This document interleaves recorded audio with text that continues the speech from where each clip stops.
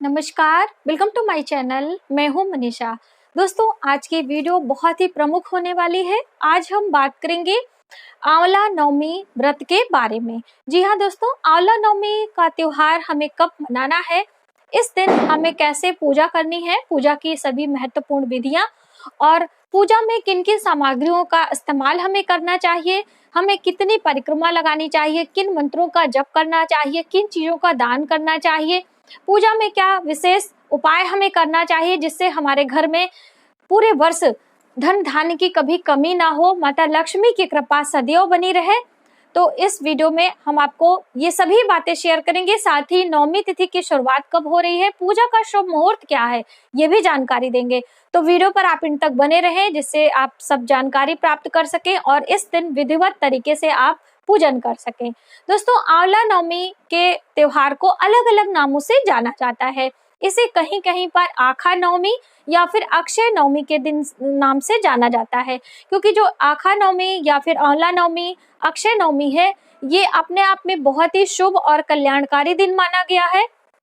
कार्तिक मास की नवमी, शुक्ल पक्ष की नवमी तिथि को ये त्योहार मनाया जाता है और ऐसी भी मान्यता है कि जो भी मनुष्य इस दिन पूर्ण श्रद्धा भाव से आंवले के वृक्ष का पूजन करता है, आंवले के फलों का दान करता है और आंवले के वृक्ष की कच्चे सूत से परिक्रमा करता है और सभी चीजें जो है ब्राह्मणी को दान देता है, ब्राह्मण भोज कराता है, उसे कभी भी जीवन में धन धान्य की कमी नहीं होती है और उसकी आने वाली 7 पुश्तों में भी दरिद्रता नहीं वास करती है। तो इतना ही प्रभावकारी ये आंवले का वृक्ष होता है दोस्तों। और आंवले के वृक्ष को कभी भी दान नहीं करना चाहिए, ये भी आप समझ लें।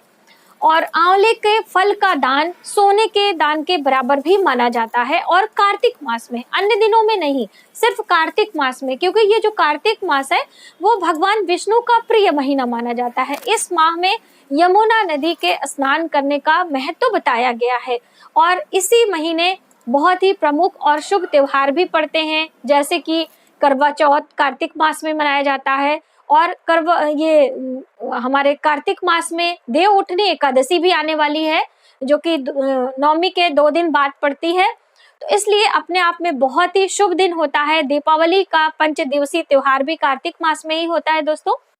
तो इस दिन आंवला नवमी तिथि को पूजन आप करें। कैसे क्या करना है वो हम जानते हैं। तो ये त्योहार इस बार वर्ष 2021 में 12 नवंबर दिन शुक्रवार को मनाया जाएगा और शुक्रवार का दिन पड़ने के कारण अपने आप में बहुत ही प्रभावकारी और भी हो जाता है ये अक्षय नवमी का त्योहार। तो इस दिन आंवले के वृक्ष का पूजन करने का विधान है।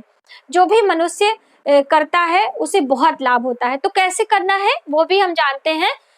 सुबह सवेरे आपको स्नान ध्यान कर लेना है, शुद्ध साफ वस्त्र आप पहने और एक थाली में सभी सामग्रियां पूजा की आप एकत्र कर लें।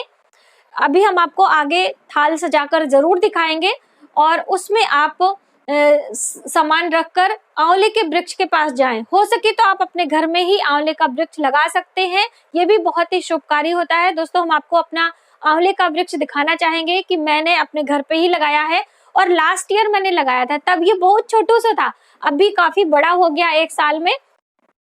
और कैसे हम घर पे ही पूजा करते हैं, तो यदि आपके घर में आंवले का वृक्ष है तो आप अपने घर पे ही कर सकते हैं। और आंवले के वृक्ष के नीचे बैठ के भोजन करने का भी बहुत बड़ा महत्व होता है। तो इस दिन यदि आप पूजा अर्चना करने के बाद वृक्ष के नीचे भोजन पका के खाते हैं तो बहुत अच्छी बात है। यदि पकाने की व्यवस्था नहीं है तो आप अपने घर से बना के ले जाएं और पूरे परिवार के साथ वहां बैठकर भोजन करें, ये ऐसी भी मान्यता है। तो आप एक थाल में जो भी चीजें आपने सजाई है उससे सबसे पहले आप पेड़ में जो आंवले का वृक्ष है वहां पे साफ सफाई कर लें और एक आसन लगाकर थोड़ी सी जो है हल्दी कुमकुम से वहां पर स्वास्तिक बना दें और माँ लक्ष्मी, भगवान विष्णु और भगवान शिव का ध्यान करते हुए आप पूजा की शुरुआत करें। भगवान गणेश का भी नाम लेना चाहिए। तो जल आप पहले चढ़ा दें, उसके बाद हल्दी कुमकुम से आप टीका लगाएं और ऐपन का भी टीका लगाएं। दोस्तों, ऐपन क्या होता है बहुत सारे लोग जानना चाहते हैं, तो हमने यहाँ पे ऐपन बना के रखा हुआ है, ये आप देख सकते हैं।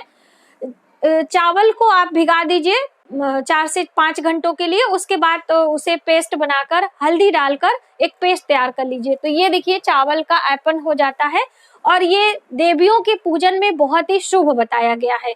तो ये आप जरूर इस्तेमाल किया करें। तो एप्पल से आप रंगोली बना सकते हैं, वहां पर चारों तरफ आप इसके जो है स्वस्तिक बना दीजिए, थोड़ा सा इसके ऊपर सिंदूर का टीका भी लगा दें। तो इस तरह से पूजा की शुरुआत में ही ये आपको करना चाहिए। अब आगे क्या करना है आपको, हल्दी कुमकुम जो भी आपके पास साधारण चीजें हैं उससे आप जो है पूजन करें। कुछ फल मिठाइयां वहां पर आप वृक्ष के नीचे चढ़ा दें और फिर बैठकर भगवान विष्णु और माँ लक्ष्मी की कथा भी सुने। आंवला नवमी के दिन आंवले के वृक्ष के नीचे कथा सुनने का भी बहुत बड़ा महत्व है। और ऐसी मान्यता है कि ये जो पूजन अर्चन का विधान है ये सबसे पहले माता लक्ष्मी ने शुरुआत करी थी। एक बार की बात है कि कार्तिक माह में माता लक्ष्मी मृत्यु लोक का भ्रमण करने निकली थी और चलते चलते उन्हें आंवले का वृक्ष दिखा और वहां पर वो बैठकर भगवान शिव और भगवान विष्णु का एक साथ पूजन करने का उनके मन में भाव आया। तो उन्होंने आंवले के वृक्ष को चुना और वहीं पे पूजन अर्चन किया और भगवान विष्णु और शिव दोनों साक्षात प्रकट हुए।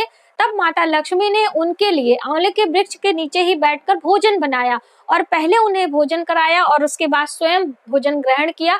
तो उसी दिन से ये परंपरा चली आई है कि अक्षय नवमी के दिन जो भी मनुष्य ऐसा कार्य करता है उसे अक्षय पुण्य की प्राप्ति होती है और उसके जीवन में कभी भी धन धान्य की कमी नहीं होती है। तो इस तरह से इस व्रत का महात्म है।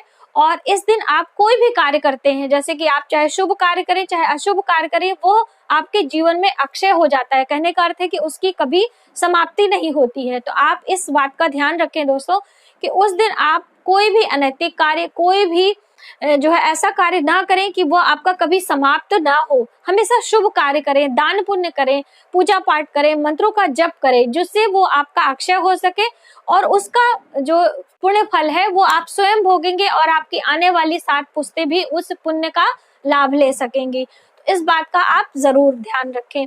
और इस दिन आंवला दान करने की भी महत्वता बताई जाती है।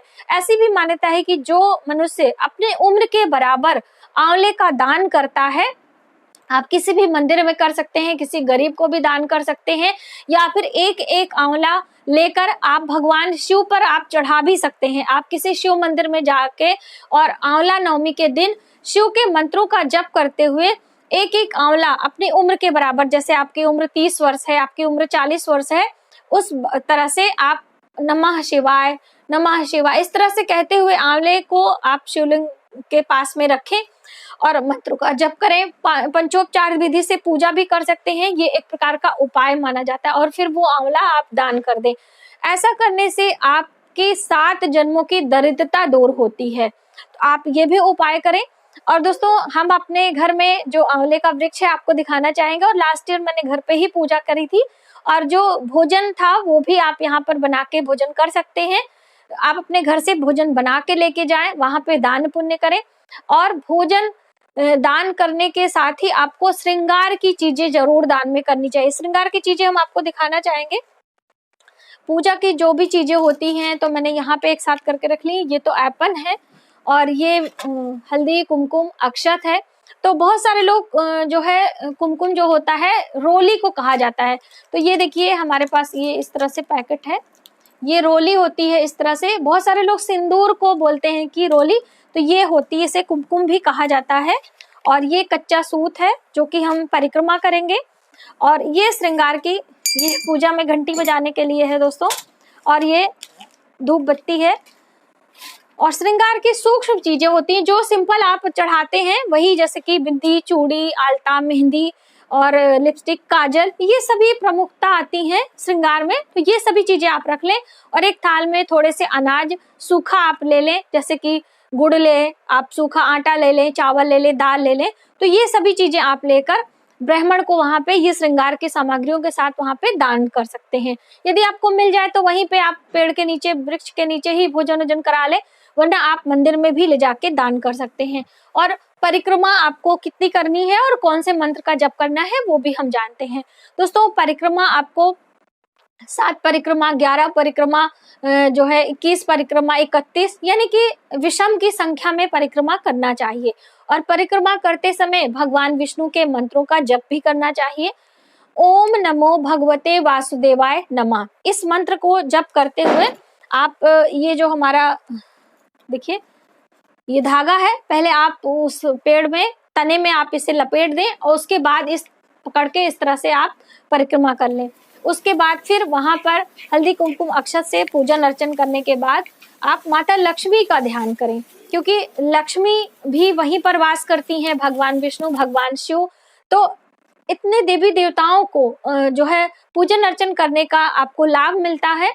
और अपने घर में यदि आपको आसपास में कहीं पार्क में ये वृक्ष नहीं मिल पाता है तो ऐसी दशा में आपको क्या करना है। बहुत सारे लोगों का मेरे पास लास्ट ईयर ही आया था।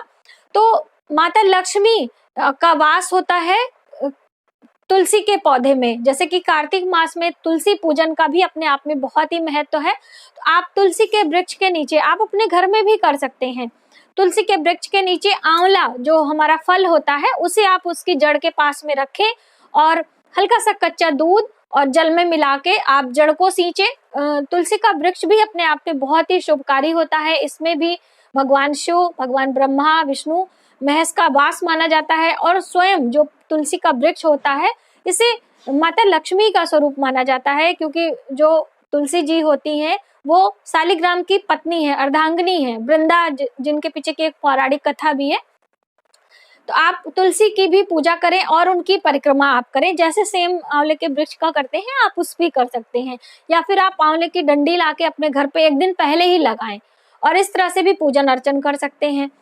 दोस्तों हम जानते हैं कि नवमी तिथि की शुरुआत कब हो रही है और कब होगी समाप्त, और पूजा का शुभ मुहूर्त क्या है। तो पूजा आपको वैसे दिन में करना चाहिए। नवमी तिथि की शुरुआत हो रही है 12 नवंबर दिन शुक्रवार के दिन सुबह सवेरे 5:51 से, और नवमी तिथि की समाप्ति हो रही है 13 नवंबर को सुबह सवेरे 5:31 पर। तो आपको पूजा कब करना है? पूजा का शुभ मुहूर्त है सुबह 6:41 से 12:05 तक का, जो कि दोपहर का समय है। कुल 5 घंटे 24 मिनट तक की ये अवधि है। इसी समय आपको पूजन अर्चन करना है और आंवले का दान भी करना है और आंवले के वृक्ष के नीचे भोजन भी करना है। तो ये सभी जो विधियां हैं आप इन 5 घंटों के अंदर समाप्त कर लें और उसके बाद आप दिनचर्या जैसे बिताते हो उसी तरह से बिताएं। इस दिन आपको किसी से चोरी चुगली झूठ आदि निंदा नहीं करनी है, इस बात का भी आप ध्यान रखें। और पूरे दिन यदि आप अच्छे से बिता ले जाते हैं तो आपके घर में धन धान्य की कभी कमी नहीं होती है। माता लक्ष्मी की सदैव कृपा बनी रहे।